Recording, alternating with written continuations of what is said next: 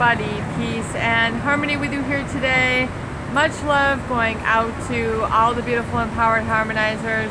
We are doing an impromptu video here for you on a beautiful sunny day in a somewhat busy metropolitan area here today. So I hope you can hear me over the traffic and such. It's a beautiful day. We've got some gorgeous flowers out here. And we're just taking in the fresh air and people watching. And I really want to zoom in and focus in today on a great viewer question, and that is really more of how to handle the covert narcissist when it comes to really understanding when it's time to move on. I find that a lot of people are very confused as to when to move on. They don't know when's enough is enough. They keep second guessing themselves. They continue to wonder if they should stay in this relationship. And just as a little bit of a clue or a tip or a snippet, I can tell you this.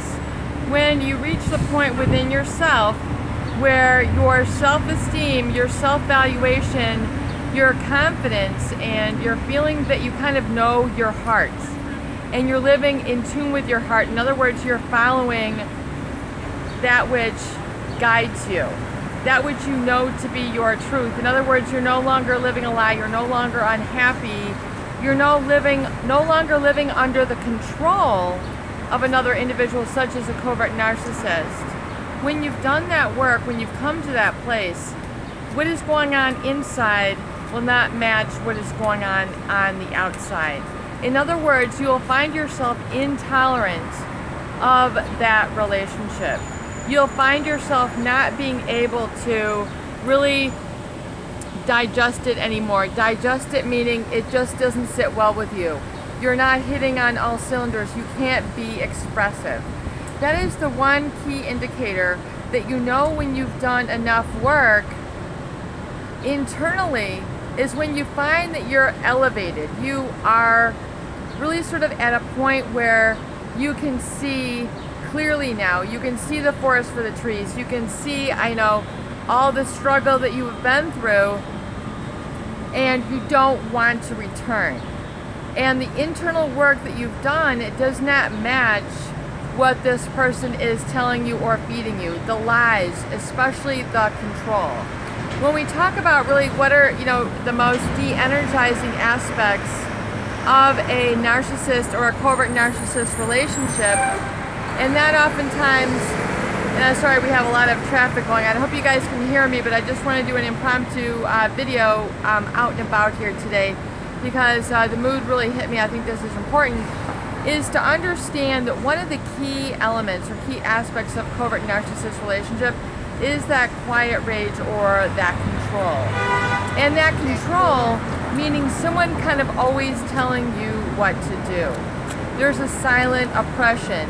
There's a silent lack of support. There is a silent lack of faith in your abilities. And when you're in a relationship with someone who does not have a realistic and positive and larger vision for you and where your life can go, in other words, in tune with your potential and your purpose, then this person's vision will be seeing only the minimized, infuriated, weak reflection of you. In other words, they won't be able to have a vision for that who you are. And it is this denial of your life purpose or your life passion that becomes eventually like an emotional suffocation. It becomes to the point where you cannot stretch your wings, you cannot fly, you feel that you are not in your element, you cannot sort of be yourself, your sense of humor. And I've got my purse here. You feel like you can't be, your own true self. You can't be authentic and true. You can't just communicate without them trying to catch you or hook you on something. There's always got to be something that they are just sort of eyeing. They're trying to always bring it out of the past. You can't really be present in this relationship. And studies have been done all over the world that shows, especially when people are controlled, they are unhappy. So for example, When people are in, work settings where they're constantly having a finger shaken at them, being told what to do, largely they are unhappy or unfulfilled. It is because it is the natural state of someone to want to contribute, to be able to participate, to be able to be themselves, to be valued for who they are, their input, their opinion, their voice. That is open and clear communication. Now, oftentimes in a covert narcissist relationship, where their needs predominate the relationship. In other words, they always are one up. They're bigger emotionally, they're bigger physically, they're bigger psychologically, they're larger, whatever element, they always seem to come across more important. And more important is to put you in the shade. If they're always the more important one and it's not balanced, then you are going to find that you're constantly feeling less important. It is just natural. But oftentimes this experience cannot be articulated because you are so tight-lipped. You are not permitted to, express unhappiness. You're not, allowed to express your needs because they make you feel like you are the crazy one. And you are not the crazy one. I'm sorry, I'm holding my purse here, and I just don't want to have somebody walk off with it or something. That would not be good. And so, once again, I hope you can hear me through the traffic and such around, but such a beautiful day. I just want to sit out and soak up the rays and send you guys a quick video. I've been super busy, but I just wanted to take a look at this composite or dynamic in the relationship when you are feeling less important than, which a covert narcissist or any true narcissist is going to have this pathological sense of self-importance. It's really all going to be about them, whether it's a boss, whether it's a colleague, whether it's a competitive neighbor, whether it's someone who you are in the relationship. There's this always sort of predominance and then projection that you don't know what's up, you don't know what you're talking about, or you're focusing always on the wrong things. Why don't you engage in these political discussions? Why don't you watch this and this sport? Why do you eat this and this food? I mean, things are always up for question. And if you are constantly questioned and harangued, this is a way to express really lack of approval, lack of support, lack of understanding, lack of empathy, and lack of compassion. So if this is an ongoing chronic state, you're definitely going to be feeling, that your life does not have meaning, your life does not have purpose, your life does not have passion. And you're constantly not able to sort of go out and be, and follow your interests. And this is because oftentimes of the control element, almost I've had a client say that, her spouse treated her like an employee. I mean, home is where the heart is. It's not about work, It's not about trying to keep up with the boss's demands. You are there to relax. You're there to have fun. You're there to be able to try new things. I mean, that's what life is about. Trying new things, trying new experiences, trying new adventures, going new places, having, deeper laughs, bigger smiles, better awe, and, miracles at life's door. Life will hold so many miracles if you just go and walk around and really just sort of be liberated from those latchings and those trappings of control. The covert narcissist always wants to keep you at a certain arm's length in order to keep that control mechanism going. It's the silent, disappointment. It's the statements, that are very, word salad in origin. You'll know when I'm disappointed in you. I mean, what does that mean?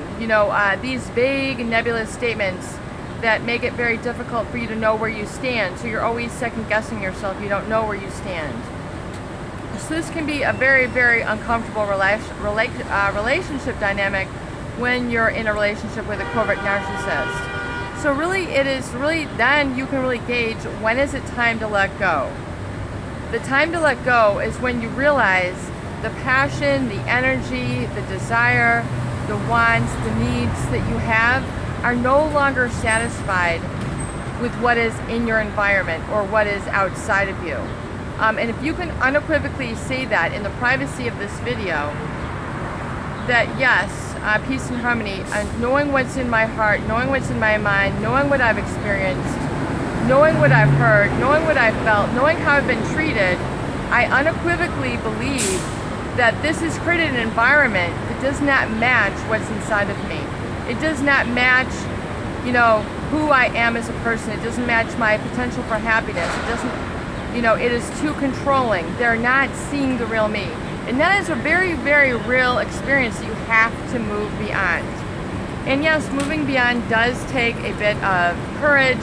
It does take a bit of, it doesn't even necessarily take a lot of planning or organization. It takes a certain knowing state, a sense of certainty, you know, beyond the shadow of a doubt, to unequivocally say that this is making me too small and it does not match who I am internally, so therefore it's time for me to move on. And you don't have to explain or justify this. This is for your heart only. This is yours. You know, this is your time. This is your internal understanding. This is your own internal awareness that you need to allow yourself the space to be able to open up to. When you're in a covert narcissist relationship, oftentimes they take up so much percentage of the relationship that you can't really have and be able to take your stand there in the way that you should be capable of. So knowing this to be the case, if you can check your heart in the privacy of this video and understand that, you know, you deserve better, and so it is, and so it will be, and it is so. If you can unequivocally make that statement, then unequivocally you can answer for yourself what you should be doing, what decision you should be making, what responsibility you should be taking for yourself, what kind of phone calls you need to make, what kind of emails you need to send, what kind of jobs you need to apply for, what kind of garbage you need to get rid of, what you need to change in your diet, is to see the issue that is holding you back from your greatest truth, your greatest self, your greatest happiness. It is well worth the work. It is well worth the truth. This is your buddy, Peace and Harmony, with you here today, and I hope that these videos do help, and I hope you can hear me today. Please share and please subscribe for more great tools, videos, discussion, and support.